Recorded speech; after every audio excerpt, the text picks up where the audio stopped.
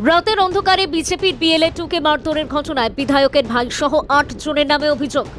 দক্ষিণ চব্বিশ পরগনার মন্দিরবাজার ব্লকের রামভদ্রপুর গ্রামের মৃত ভোটার কেটে দেওয়ার অপরাধে রাতের আধারে বিএলএ-2 বিজেপি কর্মীকে ও তাদের সহকর্মীকে বেধড়ক মারধরের অভিযোগ শাসক দলের মন্দিরবাজারের বিধায়কের ভাই বাসুদেব হালদার সহ তার সঙ্গী সাথীদের বিরুদ্ধে। আহত ব্যক্তির নাম পরিমল সর্দার, বিজেপি নির্ধারিত বিএলএ-2। পরিমল সর্দারের স্ত্রী উর্মিলা সর্দার 8 জনের বিরুদ্ধে এবং অন্যান্যরাও জড়িত বলে গতকাল সন্ধ্যা নাগাদ এফআইআর দায়ের করেছেন মন্দিরবাজার থানায়। উর্মিলা দেবীর এফআইআর কপিতে অভিযোগ করেছেন সন্ধ্যে 7:30 নাগাদ। অভিযোগকারীর দাবি, তার স্বামী ও কয়েকজন প্রতিবেশী বিজেপি কর্মী বসে গল্প করছিলেন, সঙ্গে মোবাইল দেখছিলেন। অতর্কিতে 10 থেকে 12 জন দুষ্কৃতী এসে হামলা করে। তার স্বামীকে ও তার সঙ্গীদের যখন মারধর করে, তিনি ছড়াতে গেলে তাকে শ্লীলতাহানি করে দুষ্কৃতীরা।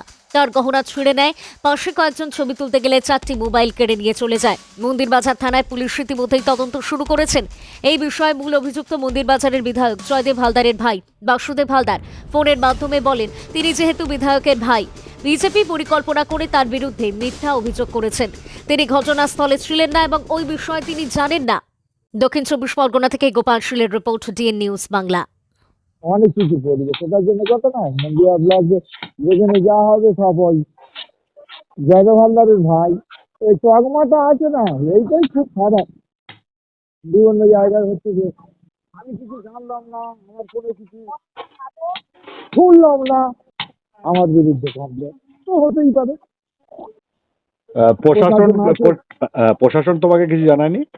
না, প্রশাসন এখনো পর্যন্ত আমাকে জানায়নি। প্রশাসন জানালে আমি প্রশাসনের সাথে দেখা করবো। প্রশাসন সহযোগিতা চাইবেন, সহযোগিতা করবো, সব রকম সহযোগিতা করবো।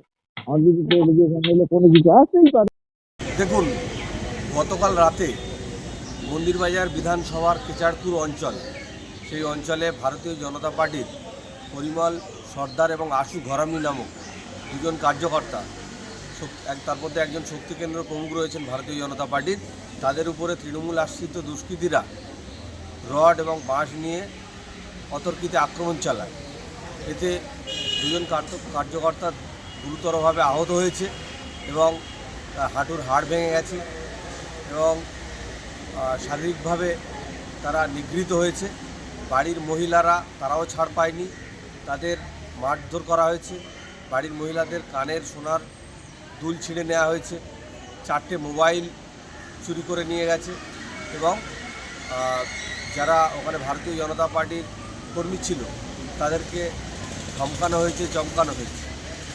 দেখুন, বিধানসভা নির্বাচন যত এগিয়ে আসছে, মন্দিরবাজারে তৃণমূল আশ্রিত দুষ্কৃতীদের উপদ্রব বেড়ে যাচ্ছে। কারণ এরা বুঝে গেছে যে আসন্ন 2026-এর নির্বাচনে এরা ধুয়ে মুছে সাফ হয়ে যাবে। সেজন্য মন্দিরবাজারে এইভাবে ভারতীয় জনতা পার্টির কার্যকর্তাদের উপর আক্রমণ চলছে এবং তাদের মিথ্যে মামলায় ফাঁসানো হচ্ছে। গোটা জেলার মধ্যে